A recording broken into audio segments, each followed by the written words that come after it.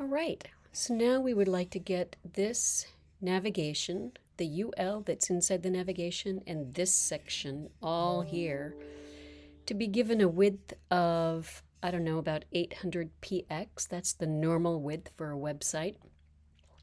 And then we'll float the most popular films section beside the American icon.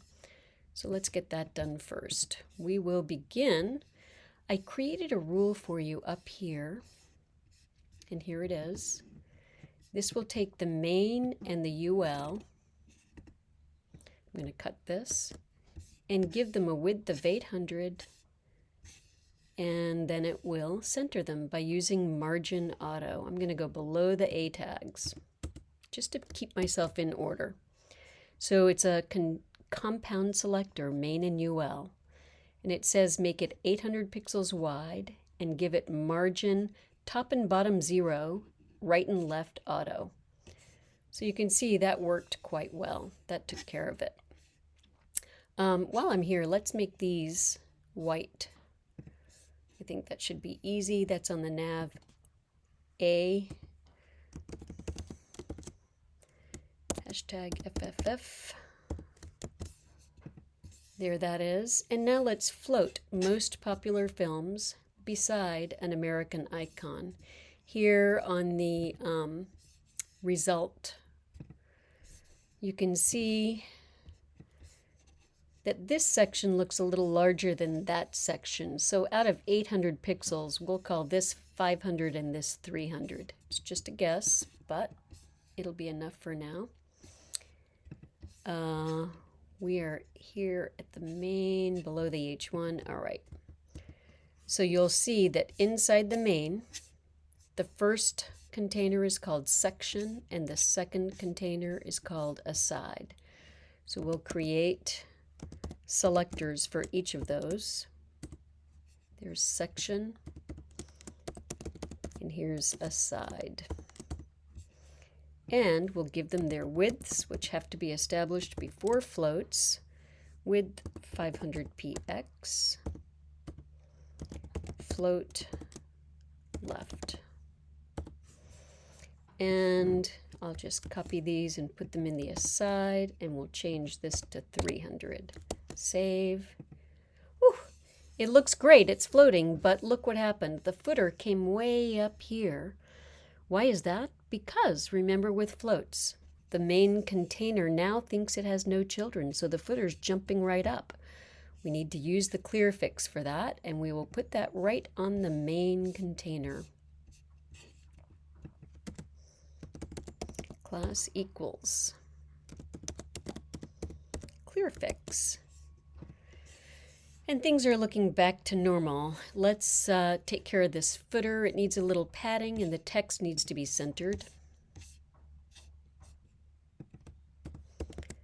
Padding 5px, I hope.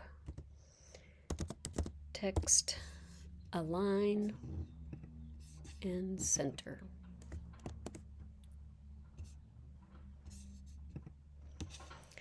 This looks great. Okay, just a couple more details here. I want to talk to you a little bit about getting some space here. Floating these images, because even though our width is constrained to 800, so these are naturally just jumping on top of each other. They should have some floats applied to them. And I want a little space up here. Plus we need our maroon pseudo class. So let's start by putting a little space here. I'll do that in the footer. And I'll just add some margin to the top. That's the quickest and easiest solution for me, at least. 20px. Oops. Save. Yeah, that looks a little better. Now let's put some space between these two. That is called the section. I think I have a section up here already. Yep. So I'll say padding right. And 20px again. Save. That's much better. Now let's deal with our pseudo classes. That's going to be on the A tags. So a pseudo class is written as a active, for instance. That's one option, and we'll just change the background color to that maroon. Let's look at what that looks like. It means when you click on it, it becomes maroon. What might be nicer is a hover. Let's change this word to hover. Save. And yeah, I think that's nicer. Yep. Much nicer. And now let's just float those images. They are in the aside. And we don't want the other images to float, so we'll give it some specificity. Aside, img, float left, save. Oh, now that took the space away, but let's put that space right back in. Padding. Oh, look at that. Sorry about it. 5px.